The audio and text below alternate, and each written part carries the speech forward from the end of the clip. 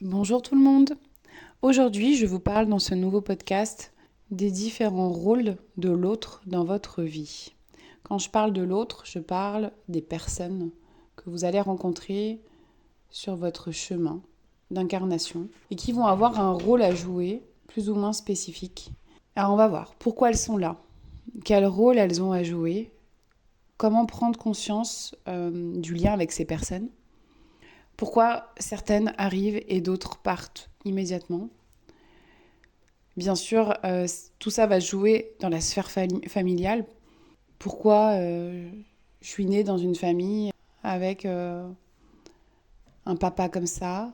Pourquoi j'ai un karma familial aussi important?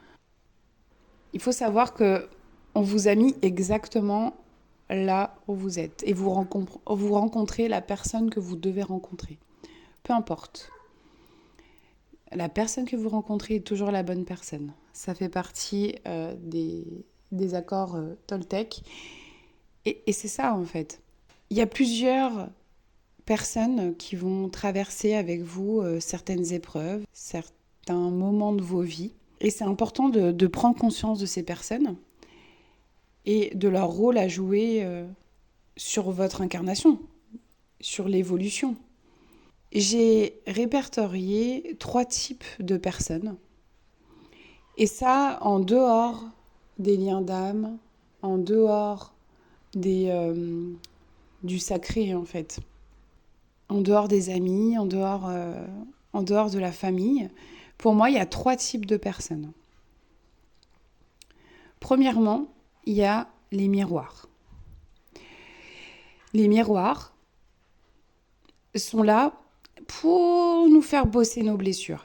Elles viennent en fait révéler nos blessures intérieures, mettre en conscience nos parts d'ombre. Généralement, on les retrouve dans les flammes jumelles, les enfants avec leurs parents, où c'est extrêmement difficile. Vous allez avoir une personne qui va venir vous montrer ce que vous ne voyez pas. C'est comme si vous étiez devant un miroir et que la personne en face de vous, ce miroir, vous montre que vous avez des taches de rousseur alors que vous ne vous en étiez même pas rendu compte. Et bien là, c'est exactement la même chose. Donc, le miroir, il est inconfortable. Il est un peu souffrant quand même. Mais généralement, on les aime quand même très très fort. Mais ils nous font bosser. Ils nous mettent vraiment... Leur but est d'éclairer nos parts d'ombre. Il n'y a pas d'autre mot. Je mets en lumière. Moi, je sais que je travaille en miroir avec un de mes enfants surtout. C'est très inconfortable. C'est très inconfortable parce qu'il me montre un autre fonctionnement, mais totalement opposé de moi-même. Pour que justement j'apprenne, que je comprenne ce fonctionnement. Pareil pour ma flamme jumelle, c'est exactement la même chose. Il me montre l'opposé de ce que je suis et en même temps, tout ressemble, mais le fonctionnement n'est pas ça. Et ça me met extrêmement en inconfort. En deuxième, on va retrouver, pour moi, ce que j'appelle les guérisseurs, les penseurs de plaies. Alors eux, c'est un petit peu des bonbons au miel, quoi. Ils nous font du bien. Justement, quand on est avec des miroirs, eux, ils arrivent et ils vous mettent dans du coton. Ils vous apportent énormément de douceur. Ils vous accompagnent dans votre guérison. Autant le miroir vient vous montrer vos parts d'ombre, eux, ils mettent en avant votre lumière. Et heureusement, je les remercie, on va trouver plutôt des âmes sœurs là-dedans, avec une harmonie, quelque chose de plutôt rassurant. On peut retrouver beaucoup de guérisseurs, la famille d'âmes des guérisseurs, qui ont ce rôle. Quand vous avez beaucoup de karma, de blessures à guérir, et bien généralement, on vous envoie des guérisseurs pour qu'ils viennent, vous apporter tout simplement de l'amour et vous guérir aussi, vous aider. Le dernier groupe, je dirais, c'est les représentants de notre ego. J'ai vu un truc exceptionnel. Je regardais une vidéo et cette personne parlait des tierces comme des parts de notre ego, en fait. Et j'ai trouvé ça tellement vrai parce que clairement, Ces groupes de personnes ne sont que la représentation de notre ego.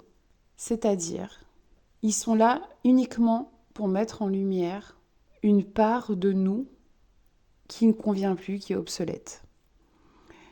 Alors bien sûr, des fois on met un peu plus longtemps que prévu à comprendre, mais c'est-à-dire que le piège est plutôt satisfaisant. On vient apporter avec l'autre une satisfaction à l'ego.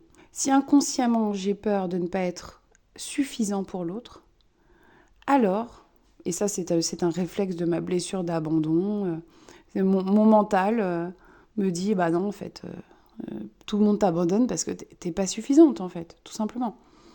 Du coup, eh ben, l'univers, et en fait moi, puisque je suis actrice de ma vibration, de ma guérison, je vais rencontrer que des personnes qui vont me le montrer en fait. Je vais rencontrer des personnes célibataires qui vont me dire oui, de toute façon, lui, il méritait pas. Et donc moi, ça va me conforter dans mon ego. Bah voilà, c'est lui le problème, c'est pas moi. Et puis oui, je vais rencontrer des personnes très ouvertes qui vont me montrer qu'en fait, bah ouais, t'as raison, t'es pas suffisante en fait. Et donc, vous comprenez bien que c'est le piège, c'est le cercle vicieux. Et du moment que vous arrivez à guérir ça, la personne, elle se volatilise. J'étais en train de travailler énormément mes dépendances, ma dépendance affective, et toutes sortes de dépendances. Et à cette période-là, je n'avais que des personnes dépendantes autour de moi. Dépendantes, je parle de dépendance plus, hein. Et c'était incroyable en fait. Et du moment que j'ai bossé ma dépendance, que je suis venue me chercher ma sécurité intérieure, que je suis venue travailler ma blessure d'abandon, poup, plus besoin, elles sont sorties. Et c'est ça qui est incroyable. C'est qu'en fait, on est vraiment acteur. C'est que ces personnes-là, ces 3 catégories de personnes, vous permettent juste d'avancer sur votre chemin. Parce qu'en regardant les gens qui vous entourent, vous arrivez à comprendre où vous en êtes et sur quel chemin vous êtes. Je m'entoure aujourd'hui de personnes qui sont plutôt des guérisseurs, avec des liens d'âme qui sont plutôt forts, avec une compréhension, mais de fou. Et je me dis, waouh, t'as bien bossé au final, t'as bien bossé. Et puis, il y a quelque chose, je rencontre une personne, et puis elle m'énerve. Elle m'énerve. Et donc là, au final, l'ancienne moi aurait, rejeté la faute sur la personne. Mais non, qu'est-ce qu'elle vient chercher en moi, cette personne ? Pourquoi elle me met en inconfort ? Qu'est-ce qu'elle dégage en moi ? Pourquoi je suis en colère ? Qu'est-ce qu'elle révèle ? Et en fait, sans l'autre, sans cette connexion aux autres, mais on avance, mais pas du tout au même rythme. Je dirais pas qu'on n'avance pas, parce que c'est pas la même chose. J'ai fait un pèlerinage où je suis partie toute seule pendant une semaine. J'étais en totale introspection, j'étais complètement connectée à moi-même. J'ai fait des lieux sacrés, c'était incroyable. Mais l'autre me manquait. De pouvoir partager ça, de pouvoir être en communion avec les autres, d'avoir leur point de vue. Mais c'est tellement important. Sans l'autre, je ne peux pas en fait évoluer. Alors bien sûr, des fois c'est très difficile parce que ça nous met dans des postures et ça nous dégage des émotions qui sont très fortes. Mais en même temps, quel cadeau d'évolution. Quand je suis rentrée de ce pèlerinage, j'étais en total alignement avec moi-même. J'ai l'impression qu'il ne pouvait rien m'arriver. Et puis, j'ai une personne qui vient faire un soin. On échange et puis elle me dit quelque chose qui me fait tiquer. Puis c'est un ami à moi. Il me dit quelque chose qui me fait tiquer. Et je commence à repartir, à ruminer. Et puis là, 3 jours après, grosse prise de conscience. Mais ouais, en fait. Mais oui. Mais sans lui, sans son expérience, sans son partage, je n'aurais pas compris.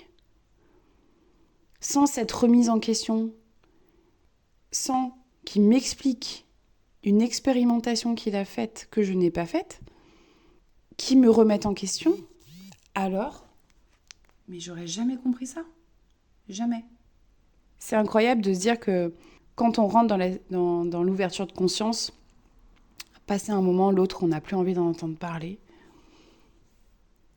Et en fait, c'est la clé. L'autre n'est pas responsable de nous. C'est ça qu'il faut comprendre. L'autre n'est que le reflet de ce que je suis, de ce que je vibre. Mais il n'est pas responsable. On va vous envoyer, il y aura des contrats d'âme, on va vous envoyer des choses bien spécifiques. Vous allez vous incarner, vous choisissez vos parents, vous choisissez, voilà, vous avez une blessure d'abandon, vous allez vous faire abandonner. Ça, c'est clair et net. Parce qu'encore une fois, on est là pour évoluer. Si ma vie, elle est bonbon, paillettes, et y a peu de chances que j'évolue quand même. Hein. On est des êtres humains, encore une fois, sans se prendre un petit peu des scuds, on comprend pas bien. On comprend pas bien. Et c'est aussi pour reprendre cette responsabilité. Cette responsabilité que je suis responsable de ce qui m'arrive. Puisque je le porte en moi. J'attire juste ce que je vibre. Comme mon exemple, j'ai de la dépendance. Alors, je vais attirer des personnes qui ont de la dépendance. C'est tout. J'ai l'impression que je ne mérite pas d'être aimée. Alors, je vais attirer des personnes qui vont me le montrer. Je crée ma propre réalité. Et en ça, l'autre, et nous aussi, on est responsables. Et les autres sont responsables. Parce qu'on parle de ce que les autres peuvent nous faire, des fois nous faire subir. Mais nous aussi, on fait subir aux autres. Nous aussi, on est le guérisseur. Nous aussi, on est le représentant de l'ego de l'autre. Nous aussi, on éclaire. On fait le miroir. Parce que j'imagine que si vous demandez à mon fils... il va vous dire que des fois c'est compliqué. Mais en même temps, il me fait bosser, mais comme jamais. Hein. Jamais. Je suis sans cesse en remise en question, je prends conscience. Il me dit une phrase, j'ai l'impression que je fais un bon cantique, quoi. Donc c'est ça qui est super intéressant. Encore faut-il l'accepter, encore faut-il accepter les autres. Mais je vous dis pas ça pour que vous catégoriser les gens, hein. Loin de là. La vie, c'est pas fait pour se mettre dans des cases ou se mettre, voilà. Ah bah tiens, lui c'est un guérisseur, lui c'est ça, lui c'est ça. C'est juste pour que vous preniez conscience et que vous soyez dans l'amour inconditionnel. C'est-à-dire, je comprends que l'autre est là sur mon chemin pour telle ou telle raison. Et c'est à moi d'en faire ce que je dois en faire. Parce que je peux faire le choix de ne pas guérir, du coup. Hein. Je peux faire le choix de rester comme ça. Hein.